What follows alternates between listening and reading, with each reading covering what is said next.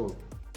Okay, guys, so we're here today with Ruan, the current regional champion for Gauteng. Congratulations. Well done on your win, man. Oh, thank you, man. Thank you. Awesome. Representing TFG. Fantastic stuff. Proud to be a member. Yeah.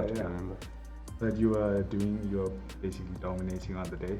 Yeah, it was a really good day. I think it was like round 5 was the first time I actually lost a game. Nice. So that was Nice. going at everyone up until that point. It was really good. The deck was working very well. Yeah, I said I heard because I was way too low on the tables to be able to know what's going on. No, cool. So you were playing bass? Yes, I was playing bass. Okay, cool. The reason we went for bass is Yeah. we felt like Cypherlock is just so unfair still. Sure. And there's no deck that can do it as consistently through as many interruptions and so basically as effectively as based. Yes. So we went for that. Oh, and then I say we, I mean like my testing circles, so me, Pranesh, Cam, and Pranav, and so on. So yeah, we kind of built the deck together. So that's why we went for based. Yeah. Cool. And how was your experience on the day? Obviously, you said you only really dropped one game, but like any decks that like you were looking out for, you were concerned about, or... Yeah, so prank hits was the big thing. We prepared. We thought we were going to be seeing a lot of pranks, and like a lot of sword swords. What we were expecting going into the event. So we kind of prepared for that. And that was pretty much the field. I, by some miracle, dodged every single prank hits and sword soul, which was I couldn't believe that, but that was what we were expecting going into the meta. And like I remember sitting there in the top tables. Like sitting next to me on both sides was like 2 prank hits mirror matches, and I was like, okay, so definitely wasn't wrong. I'm just like not playing them, but yeah. Just dodged them, nice. And like went 6-0, like I mentioned. I think like I said, it was up until round 4. I 2-0'd everyone, and then round 5 I took my first. I lost a game, I didn't lose the match, and then obviously round 6 I still won again. It was a really good day. Like I think, like I mentioned, the deck just did what it needed to do. Every hand was a good amount of strong engine cards with like 1 or 2 non-engine, so it worked really well. Cool. Okay, so take us through your board, man. Right, so for our brave cards, triple water enchantress, double griffin, triple right, double faithful, dracoback, and foolish. So the first thing that you'd see here that's maybe a little different from normal lists is that we're doing double griffin, double faithful. They're really good to draw in this deck. If you draw griffin, that just means you don't have to add it. It means you can add water enchantress, which is an extender.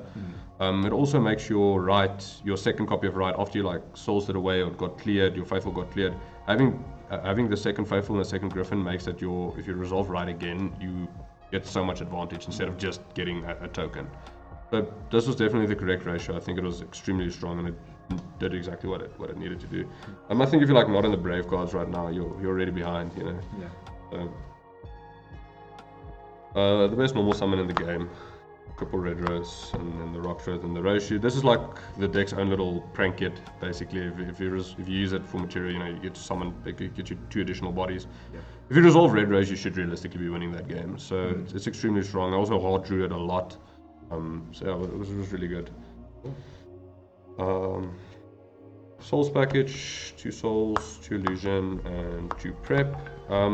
Most lists that I saw only do 2-2, but we felt that we were lacking extenders, so we opted this to 6. And also, if you resolve souls with your brave engine, you gaining so much of advantages. You pretty much at that point they're already so far behind. And that this also like really just forces hand traps. So like if you summon this and then send the Dracoback and the Faithful, they usually like interrupt this, but it does nothing. It just stops you from getting the draws, but you still full combo after that. So this eats hand traps as well. Nice. So it was really good. Cool. Triple Vishuda, I think this is like the best in-engine going second card in the game. Like it's so good. The amount of times this by itself just out at DBEs. It's just so strong. Like in going first, it's a 7. So this plus red rose is combo. So we played a small punk engine. So it's the 3, and then to go with the triple E-telly. This is really cool. So you'll see later, we play a little spice in the extra deck that makes this engine just significantly better. But yeah, it's just like, playing this engine makes Italy a 1-card Hulk, which is really strong. So definitely, and it's also like the tuners that summoned are level 3, which also comes up making like Yazi and stuff. Triple small walled searches everything in the deck. Everything bridges into everything, so small walled gets you whatever you want.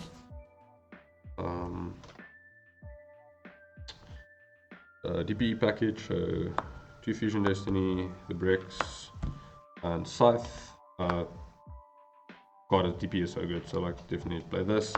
Meme and Snow. So these are like pretty much, well, not the Fusion Destinies, but the rest of these are quote-unquote bricks. One thing that you'll notice here, there's no 001 or Hopia Squadron. Yes. So when we built the deck, we found different lines that you can go rather than going the Auroradon route.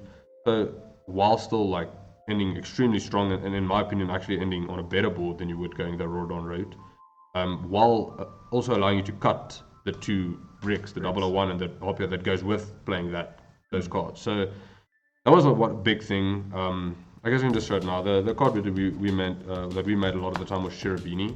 So the normal route, if you go Red Rose and like level 7, what they would go is they would go Baron and then into Hulk and then into Auroradon. We didn't do that. We went into Cherubini instead of going into Hulk and then dumping water Enchantress, getting access to our Brave engine. So by doing that, you still like go DPE Scythe Baron, and you also have a lot more follow-up, especially if you drew your Souls engine with that. Now you also made that live, or you made the draws live. So playing this was extremely strong, and I would definitely recommend giving that a go over the Auroradon stuff. But yeah, this was all really good. Drew Meme like once or twice, not a lot actually, but I normal summoned it actually. That came up twice, and where I drew it and I normal summoned it, and because I was able to normal summon it, I just won the game, because summoning this by itself is like access code, so yeah, it's really cool. Yeah, the rest of the deck is just non-engine. We went for 18 non-engine, which gives you an 85% chance, about give or take, to C1, and about a 47-48% chance to C2. So it's still quite high. We just wanted to see 2 non-engine in every hand to when we lose that die roll. So 1 call by for Ash, for Ogre. Ogre was, I think, a really good pick. There was a lot of Brave there, so Ogre was really good. Triple Bell. Like I said, we expected a lot of prank hits, and Bell into prank hits is extremely good. Triple Veiler, that's just Veiler. Triple Nib. Again, we said we expected a lot of Sword Saw and pranks, and Nib really just goes in on those matchups. And the last 2 cards were 2 Imperm. Yeah, so Imperm is not a normal summonable tuner. That actually comes up a lot. So Imperm is like, as good as it is, it's by far the worst hand trap, just because you can't use it to combo when you go first. Yeah. And yeah, but it was still really good. The rest of them were all really good. It did exactly what it needed to do. Bell overperformed for me this week, and I think it was like probably the best hand trap in the deck.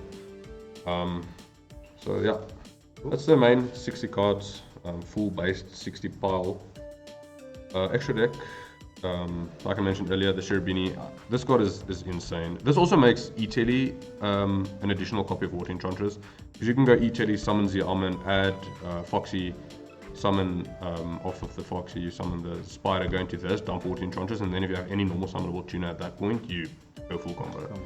So we kind of stole this from 3 axes. We just felt that if the deck doesn't see Brave, it struggles, and this just gives you, this is another way to get access to that. Monk, this is just for shooter. Pranesh didn't play this. I was a big advocate of this, because if you go second and your opponent has like any 1 interruption, like say you one trap them once or twice or whatever, and they still end on something, let's say a DPE or any Omni Negate, if you have a shooter on hand, you want your shooter to be able to trade with that interruption. And instead of like, because what a lot of people do is when they cut this card, they're like, no, but your Brave access makes your shooter alive. But the problem with that is, let's say they have a DPE, you don't want for them to be able to pop your Faithful when your Vashida could have just immediately dealt with the DPE, and your Faithful and Rise and everything just resolved. So I definitely recommend playing the Monk. Link Spider, it's just for the combo, for the tokens. Halki, again for the combo. Verta and Dagda, yeah, again, Lifelock combo. Dark, probably the best card in the extra deck. Like, summoning your opponents, stealing your opponent's DPEs, stealing your opponent's souls to get draw to. It's insane. Unicorn and access code. These were really good. Just access code just kills. Yeah. For our synchros, Herald, Yazi, Riser, Savage, and Baron. You make all of these in your combo. Savage comes up when you have shooting Riser on field and you have Scythe, so the two of them together go into your Savage, so then you have another Omnigate on your opponent's field, on your opponent's turn. And then your Yazi is for combo, Herald's for combo, and Baron is obviously just for the combo. And then the last card is DPE. It's just absolute powerhouse. Like the amount of times I won games just playing DPE control, that hand tripped me like once, twice, maybe even 3 times, and I'll just like by some miracle just still in on this, and you just control the game from there. Like if you have a DPE, if they hand trip you twice, they have 4 cards. Yeah. If you have a DPE with plus any hand trip, at that point you're going to be winning because it's going to be impossible to play through that with so little resources. So DPE is absolute powerhouse. Definitely feels like you need like 3 cards to play through. Yeah. DPE is DPE. Gamma package, definitely 3 of this. It's a really good card. 2 and 1 is right. Yeah, so the Gamma package, this is like the best hand trap I think in the game. So, but problem is it's not great going first, so we just decided to side it. The only other one hand trap we played is 1 Lancia. So the only reason this is in here is for you have a dagger to set against Flanders and against Dinos. Okay. Yeah, like against obviously those decks, Scythe doesn't go in as hard, or obviously Flanders it does absolutely nothing. So having the Lancia means that none of their stuff can get banished, so they can't chain block, which makes it impossible for them to play. And then obviously this is also just a good side against them when they go first as well. Triple droplets, God is insane. So the reason we didn't main deck droplets is that we felt that in the mirror, if you face a Herald, droplets does nothing. Yeah. So that was kind of a reasoning for not main decking it. Looking back, this should have just been in the main. I didn't like play mirror matches. There was the only other person there playing Brace was Pranesh, so might as well just have mained it, and like just because like this by itself deals with any board in the game with the exception of Base. So. Then triple lightning storm and a duster. So this was our to have back row removal. This is still a South African meta, so we did expect some scrubby back row decks. This was definitely incorrect. I did verse an Eldritch player. I know Eldritch like picked up a lot in the US and so, but yeah, it's still quite unpopular. But this should have been twin, and the reason for that is like so. Our argument for playing. Let me start with that. The argument for the lightning storms were. Because we're playing such a low count and it's 60 cards, that if we wanted that, if we see one, we wanted it to be really impactful. Yeah. That was our argument for playing these ones. But as true as that is in theory, in practice, you don't necessarily see this in your opening hand. Yeah. And against those decks, it usually becomes a grindier matchup. Because it's not like they're going to kill you. Like, if they interrupt you once or twice or whatever and you end on nothing, they're not killing you on the follow-up turn. It's not a combo deck. So, and then you'll start drawing, in a turns will pass, and then you draw into these, and then they're dead. And then they're dead. So it should have just definitely been twin, and then also twin is good against pranks as well. So yeah, so definitely I think twin was the right call. So you can have the option to draw into it later in the game. And then our last 3 side cards are just triple cross out. Yeah, it's the best card going first. I mean, every time I drew this, it just won me the game instantly. For them, for their hand traps to not trade with your cards is just absolutely horrible. I'm a big advocate of this and called by getting banned because I think it's already so hard to go second, and now this card's promoting going first even more. So yeah, it's crazy that crossout was so. It was hyped up when it came out, and then it was so unpopular, and then now it's you can really see the value that it's I think the biggest reason is especially in these 60 card pile decks because you have so much room and you play pretty much every hand trap in the game. So putting in crossout is just at that point you can hit everything. It's basically like a call by the grave that hits Nib and Impo, which is just just better. Yeah. So yeah. Cool. That's the side. Yeah, and that's the deck. Awesome. Any changes you would make or? Yeah, like I mentioned, I would Probably side the twins, and if Despia gains a lot of popularity this side, I'd probably take Nibs out of the main. It was just like for this event, we expected a lot of pranks, and that's exactly what there was. So that was definitely the right call for this event. I think going forward, it really depends how our meta shapes, but it looks like Despia is like quite popular. So going forward, I think Nibs maybe to the side, maybe consider something like DD Crow. Just to have more interruptions for that deck. But yeah. Cool. Well, dude, you did absolutely amazing. Well done again. Thanks, man. Thanks, the man. reigning champion.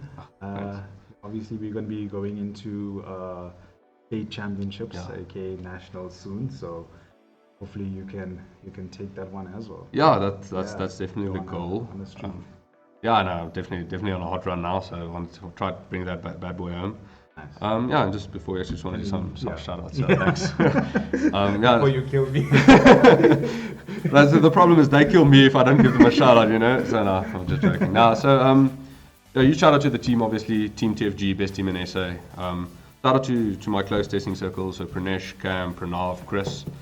And then also just a huge shout out to Krish. The man borrows me so much, or lends me so much of cards. It's insane. Like half of the deck probably belongs to him. I don't even know anymore. So yeah, huge shout out to Krish. And then obviously you, Yasha, there behind the camera, our team leader. Yeah. Awesome. So yeah, this is you there. Well done again, and thanks, all the best for the next couple of years. Okay, thank you. Okay. Right.